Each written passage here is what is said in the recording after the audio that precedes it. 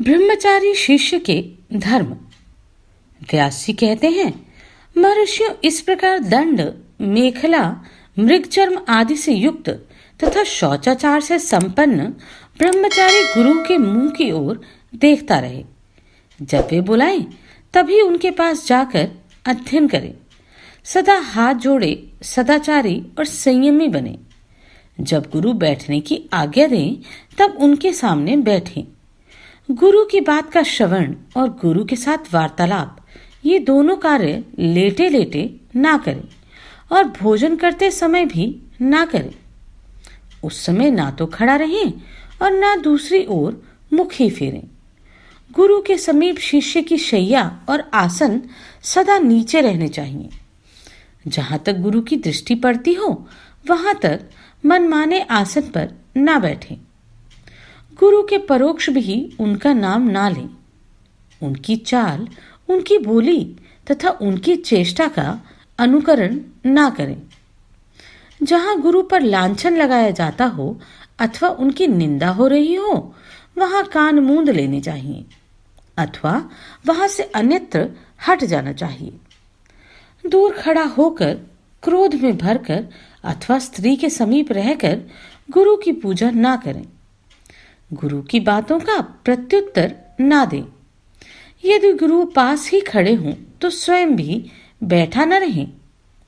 गुरु के लिए सदा पानी का घड़ा, कुश, फूल और समिधा लाया करें। प्रतिदिन उनके आंगन में झाड़ू लगाकर उसे लीप पोत दें। गुरु के उपभोग में आई हुई वस्तुओं पर उनकी शैया, खड़ाऊं, जूते, आसन तथा छाया आदि पर कभी पैर न रखें।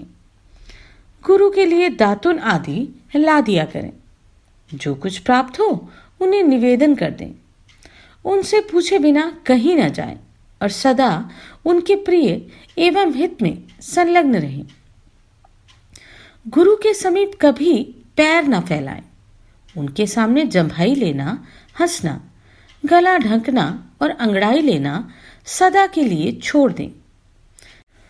समय अनुसार गुरु से जब तक कि वह पढ़ाने से उदासीन ना हो जाएं, अध्ययन करें। गुरु के पास नीचे बैठे एकाग्र चित्त से उनकी सेवा में लगे रहें। गुरु के आसन, शैया और सवारी पर कभी न बैठें। गुरु यदि दौड़ते हों तो उनके पीछे पीछे स्वयं भी दौड़ें। वे चलते हों तो स्वयं भी पीछे पीछे जाएं। बैलगाड़ी, घोड़ा गाड़ी, ऊंट गाड़ी, महल की अटारी, कुश की चटाई, शिलाखंड तथा नाव पर गुरु के साथ शिष्य भी बैठ सकता है। शिष्य को सदा जितेंद्रिय, जीतात्मा, क्रोधहीन और पवित्र रहना चाहिए। वे सदा मधुर और हितकारी वचन बोले। चंदन, माला, स्वाद, श्रृंगार, सीपी, प्राणियों की हिंसा, तेल की मालिश, सुरमा, शरबत आदि पेय, छत्र धारण, काम, लोभ, भय, निद्रा, गाना बजाना, दूसरों को फटकारना, किसी पर लांछन लगाना, स्त्री की ओर देखना, उसका स्पर्श करना, दूसरे का घात करना और चुगली खाना, इन दोषों का यत्नपूर्वक परित्याग करें। जल से भरा हुआ घड़ा, फूल, गोबर, मिट्टी और कुश, इन वस्तुओं का आवश्यकता के अनुसार संग्रह करें तथा अन्न की भिक्षा लेने के लिए प्रतिदिन जाएं। घी, नमक और बासी अन्न ब्रह्मचारी के लिए वर्जित है। वह कभी नृत्य न देखे, सदा संगीत आदि से निस्पृह रहे, ना सूर्य की ओर देखे, ना दातन करे। उसके लिए स्त्रियों के साथ एकांत में रहना और शूद्र आदि के साथ वार्तालाप करना भी निषेध है। वे गुरु के उच्छिष्ट औषध और अन्न का स्वेच्छा से उपयोग ना करें।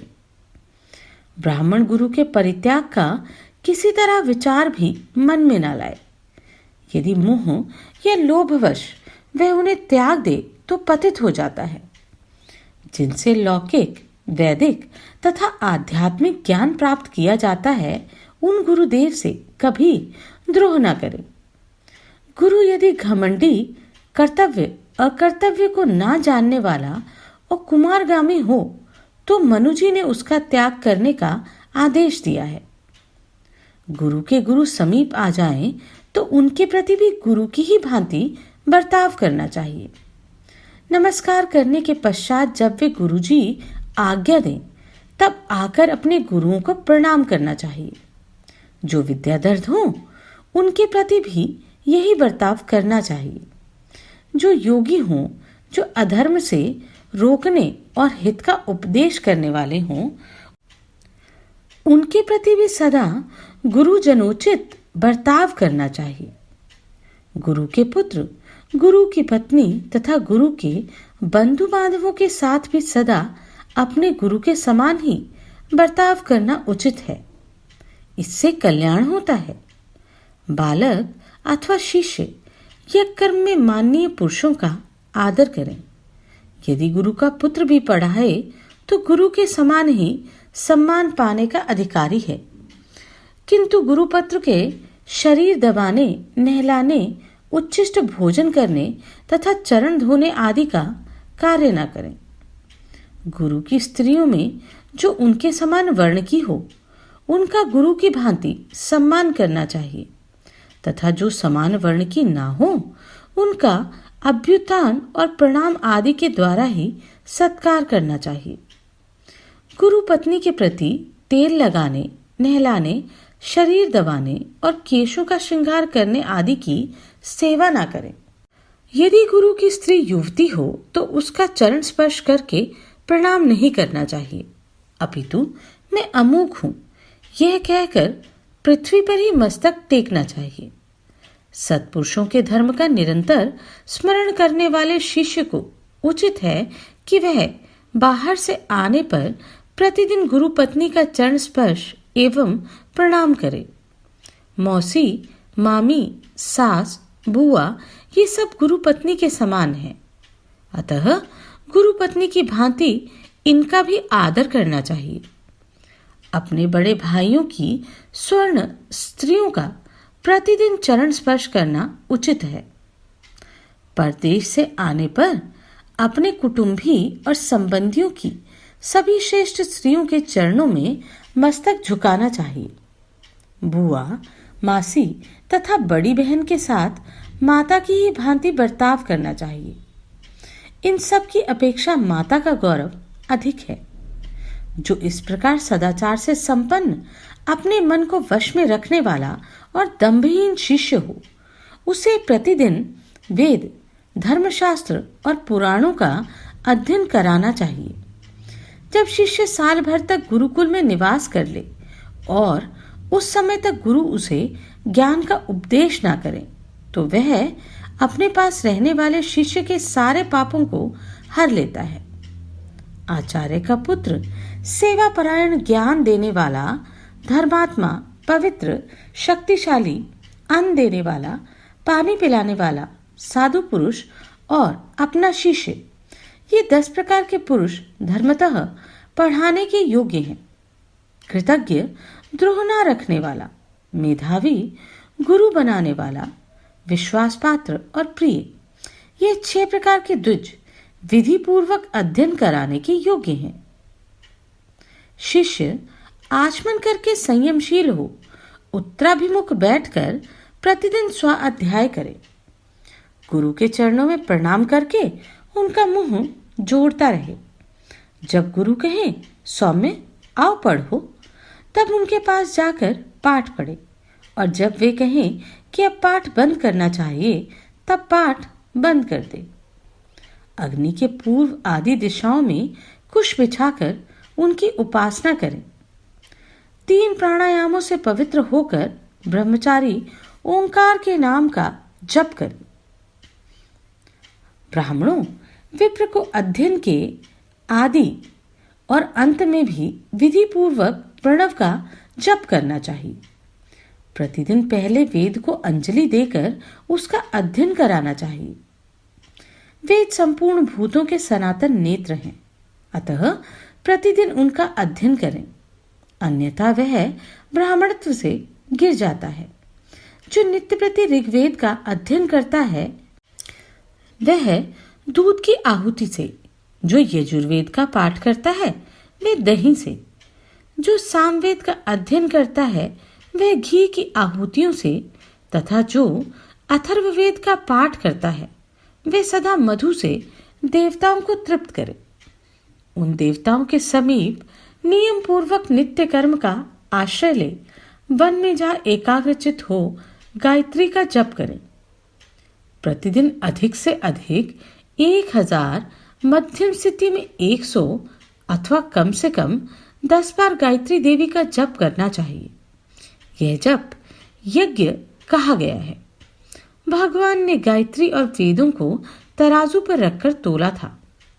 एक ओर 4 वेद थे और एक ओर केवल गायत्री मंत्र। दोनों का पलड़ा बराबर रहा। द्विज को चाहिए कि वे श्रद्धालु एवं एकाग्रचित होकर पहले ओंकार का और फिर व्याहृतियों का उच्चारण करके गायत्री का उच्चारण करें। पूर्वकल्प में भू, भुव और स्वः ये 3 सनातन महाव्याहृतियां उत्पन्न हुई, जो सब प्रकार के अमंगल का नाश करने वाली हैं। ये तीनों व्याहृतियां क्रमशः प्रधान पुरुष और काल का, विष्णु, ब्रह्मा और महादेव का तथा सत्वगुण, रजोगुण और तमोगुण का प्रतीक मानी गई हैं। पहले ओम, उसके बाद ब्रह्म तथा उसके पश्चात गायत्री मंत्र। उन सब को मिलाकर यह महायोग नामक मंत्र बना है, जो सार से भी सार बताया गया है। जो ब्रह्मचारी प्रतिदिन इस वेद माता गायत्री का अर्थ समझकर जप करता है वह परम गति को प्राप्त होता है। गायत्री वेदों की जननी है। गायत्री संपूर्ण संसार को पवित्र करने वाली है।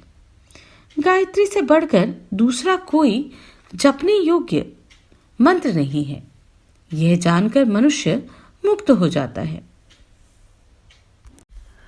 द्विजवरों, आषाढ़, श्रावण अथवा भादों की पूर्णिमा को वेदों का उपाक्रम बताया गया है, अर्थात उक्त तिथि से वेदों का स्वाध्याय प्रारंभ किया जाता है।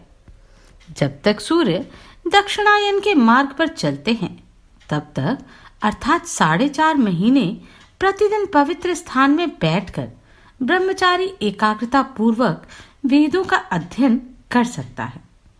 तत्पश्चात द्विज पुष्य नक्षत्र में घर के बाहर जाकर वेदों का उत्सर्ग अर्थात स्वाध्याय की समाप्ति करे। शुक्ल पक्ष में प्रातः काल और कृष्ण पक्ष में संध्या के समय वेदों का स्वाध्याय करना चाहिए।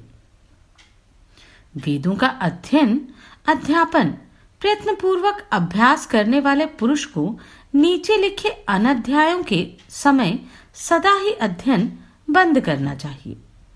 यदि रात में ऐसी तेज हवा चले जिसकी सनसनाहट कानों में गूंज उठे तथा दिन में धूल उड़ाने वाली आंधी चलने लगे तो अनध्याय होता है। यदि बिजली की चमक, मेघों की गर्जना, वृष्टि तथा महान उल्कापात हो तो प्रजापति मनु ने अकालिक अनध्याय बताया है। जैसे अवसरों पर उस समय से लेकर दूसरे दिन उसी समय तक अध्ययन को रोक देना चाहिए। यदि अग्निहोत्र के लिए अग्नि प्रज्वलित करने पर इन उत्पातों का उदय जान पड़े तो वर्षा काल में अनध्याय समझना चाहिए तथा वर्षा से भिन्न ऋतु में यदि बादल दिख भी जाए तो अध्ययन रोक देना चाहिए। वर्षा ऋतु में उससे भिन्न काल में भी यदि उत्पात सूचक शब्द, भूकंप, चंद्र सूर्यादि ज्योतिर्मय ग्रहों के उपद्रव हों तो अकालिक अर्थात उस समय से लेकर दूसरे दिन उसी समय तक अनध्याय समझना चाहिए। यदि प्रातः काल में होमाग्नि प्रज्वलित होने पर बिजली की गड़गड़ाहट और मेघ की गर्जना सुनाई दे तो सज्योति अनध्याय होता है, अर्थात ज्योति सूर्य के रहने तक ही अध्ययन बंद रहता है। इसी प्रकार रात में भी अग्नि प्रज्वलित होने के पश्चात यदि उक्त उत्पात हों तो दिन की ही भांति सज्योति ताराओं के दिखने तक अनध्याय माना जाता है। धर्म की निपुणता चाहने वाले पुरुषों के लिए गांवों, नगरों तथा दुर्गंधपूर्ण स्थानों में सदा ही अनध्याय रहता है। गांव के भीतर मुर्दा रहने पर, शूद्र की समीपता होने पर, रोने का शब्द कान में पड़ने पर तथा मनुष्यों की भारी भीड़ रहने पर भी सदा ही अनध्याय होता है। जल में आधी रात के समय मलमूत्र का त्याग करते समय, जूठा मुंह रहने पर तथा श्राद्ध का भोजन कर लेने पर मन से भी वेद का चिंतन नहीं करना चाहिए। विद्वान ब्राह्मण एकोदिष्ट श्राद्ध का निमंत्रण लेकर 3 दिनों तक वेदों का अध्ययन बंद रखे। राजा के यहाँ सूतक अर्थात जनना शौच हो या ग्रहण का सूतक लगा हो तो भी 3 दिनों तक वेद मंत्रों का उच्चारण ना करें। एकोदिष्ट में सम्मिलित होने वाले विद्वान ब्राह्मण के शरीर में जब तक श्राद्ध के चंदन की सुगंध और लेप रहे तब तक वह वेद मंत्र का उच्चारण ना करे। लेटकर, पैर फैलाकर, घुटने मोड़कर तथा शूद्र का श्रद्धात्र भोजन करके वेदाध्ययन ना करे। कोहरा पड़ने पर, बाण का शब्द होने पर, दोनों संध्याओं के समय, अमावस्या, चतुर्दशी, पूर्णिमा तथा अष्टमी को भी वेदाध्ययन निषेध है। वेदों के उपाक्रम के पहले और उत्सर्ग के बाद 3 रात तक अनध्याय माना गया है। अष्टक का तिथियों को 1 दिन, रात तथा ऋतु के अंत की रात्रियों को रात भर अध्ययन निषेध है।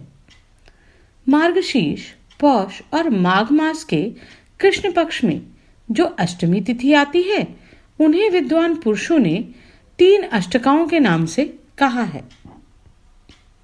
बेहड़ा, सेमल, महुआ, कचनार और कैथ। इन वृक्षों की छाया में कभी वेदाध्ययन नहीं करना चाहिए। अपने सहपाठी अथवा साथ रहने वाले ब्रह्मचारी या आचार्य की मृत्यु हो जाने पर 3 रात तक अनध्याय माना गया है। ये अवसर वेदपाठी ब्राह्मणों के लिए छिद्र रूप है, अतः अनध्याय कहे गए हैं। इनमें अध्ययन करने से राक्षस हिंसा करते हैं, अतः इन अनध्यायों का त्याग कर देना चाहिए। नित्य कर्म में अनध्याय नहीं होता। संध्योपासन भी बराबर चलता रहता है। उपाक्रम में, उत्सर्ग में, होम के अंत में तथा अष्टका की आदि तिथियों को वायु के चलते रहने पर भी स्व अध्याय करना चाहिए। वेदांगों, इतिहास पुराणों तथा अन्य धर्म शास्त्रों के लिए भी अनध्याय नहीं है। उन सबको अनध्याय की कोटि से पृथक समझना चाहिए। यह मैंने ब्रह्मचर्य के धर्म का संक्षेप से वर्णन किया है। पूर्व काल में ब्रह्मा जी ने शुद्ध अंतःकरण वाले ऋषियों के सामने इस धर्म का प्रतिपादन किया था। जो द्विज वेद का अध्ययन न करके दूसरे शास्त्रों में परिश्रम करता है वह मूढ़ और वेद भ्राय माना गया है। द्विजातियों को उससे बात नहीं करनी चाहिए। द्विज को केवल वेदों को ही पाठ मात्र से संतोष नहीं कर लेना चाहिए। जो केवल पाठ मात्र में लगा रहता है वे कीचड़ में फंसी हुई गौ की भांति कष्ट पाता है। जो विधि पूर्वक वेद का अध्ययन करके उसके अर्थ का विचार नहीं करता वह मूढ़ एवं शूद्र के समान है, वह सुपात्र नहीं होता। यदि कोई सदा के लिए गुरुकुल में वास करना चाहे तो सदा उद्यत रहकर शरीर छूटने तक गुरु की सेवा करता रहे। वन में जाकर विधिवत अग्नि में होम करे तथा ब्रह्मनिष्ठ एवं एकाग्रचित होकर सदा स्व अध्याय करता रहे।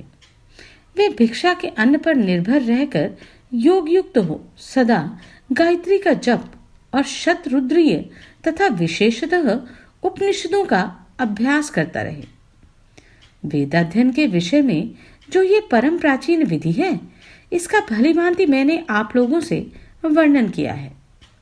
पूर्व काल में श्रेष्ठ महर्षियों के पूछने पर दिव्य शक्ति संपन्न स्वयंभुव मनु ने इसका प्रतिपादन किया था।